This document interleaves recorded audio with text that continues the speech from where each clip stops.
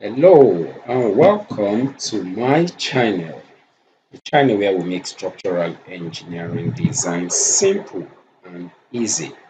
My name is Olodukunyedi and I want to say a big thank you to everyone who has subscribed to this channel and all who has been sending encouraging words. I really appreciate you, and those who are buying our online course. Our other courses are almost ready and they will be out soon. I want to say big thank you to everyone who has subscribed. And if you are yet to subscribe, please hit that subscribe button so that you will be notified when videos like this comes up. Videos like this. So we'll be having a lot of questions from our subscribers and we'll be taking one of them today. And that person is Askana Kwanu, I think from Ghana. Askana Kwanu from Ghana. He said, great work. If you do a video on preparing a detailed calculation report and also the slab 45 section I requested for the timber roof load replacement that could do. Thanks. Kwame will be looking at what you have suggested. Um, you what you've suggested, we will look into it now and we go with it. So previously, how we load our roof. How we load our roof is by right-clicking, edit wall load, and we try to make everything unison. We try to make everything unison. And our target is to make sure that the load coming on the floor is 1 kilonewton per meter. Anything coming on we assume that the roof load that is exact on our structure is relatively 1 kilonewton per meter square. That is what depending 1 kilonewton per meter square. That is what we assume that our floor beams are. So whatever we do, we try to make sure that we achieve that. So if we look at it manually for our roof load, we've already discussed that we have our dead load as 0.65 kilonewton per meter square, while the live load as 0.25 kilonewton per meter square.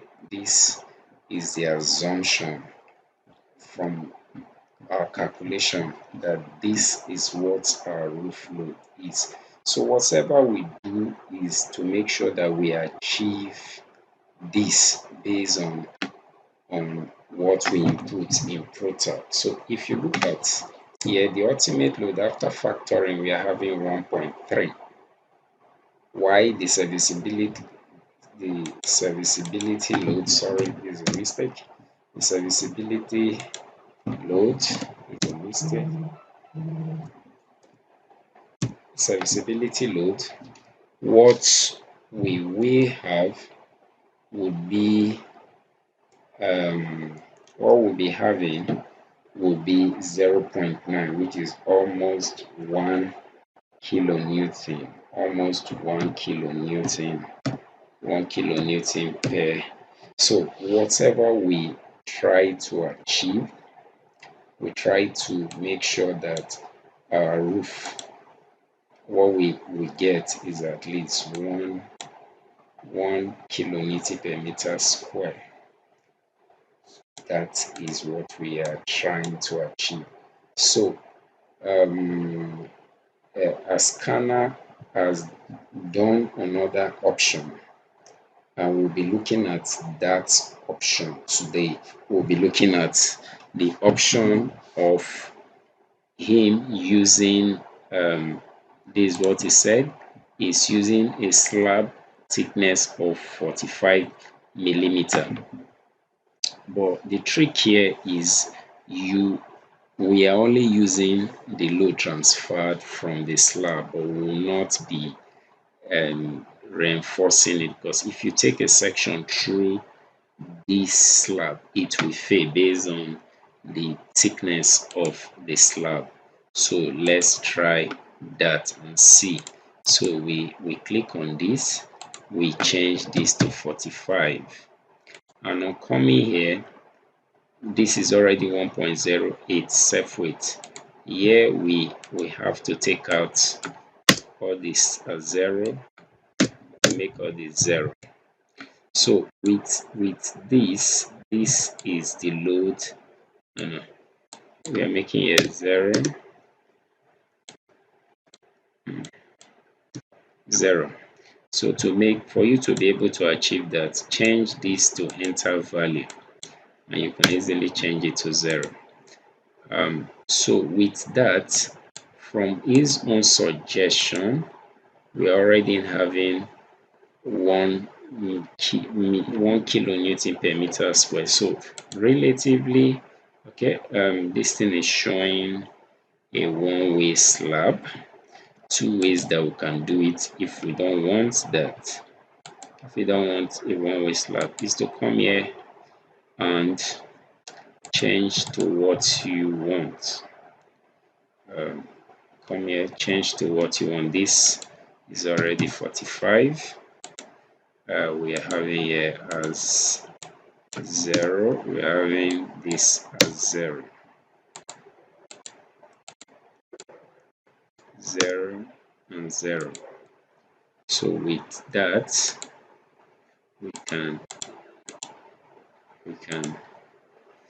easily just do that, and we work with that. So as scanner, if we can work with this, and you achieve similar thing.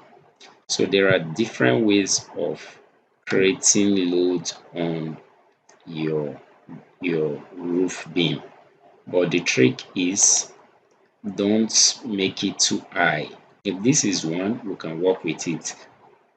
Or if there's a way, if you come here, there's a flat roof option. If you click on it, it automatically gives you 1 meter, 1 kilonewton per meter square. So plus this, you're having about 2 kilonewton per meter square. So you can either reduce this thickness to the thickness of the roof sheet. If you say 10, let's see if we make it 10. We are still having 1.24 in total if you total both of them. So all the same, whatever you choose to do, it's okay. So with 45, we don't need anything extra. So but if it's less than this, we can add the flat roof to it, and it will give us 1. So I hope this answers your question, but if not, please let me know. And if you've been gaining from our videos, it takes time, especially this period that we've not be putting it consistently, but we'll make sure that at least once every week we put out a video. But we will try this week to make sure that we get this video as quick succession as possible. It takes time to create videos, and we'll keep doing it. So the only way you can encourage us to keep doing it is to subscribe and keep sending those encouraging words. And if you are yet to subscribe, please hit that subscribe button. And till we meet again, remain blessed. Thanks.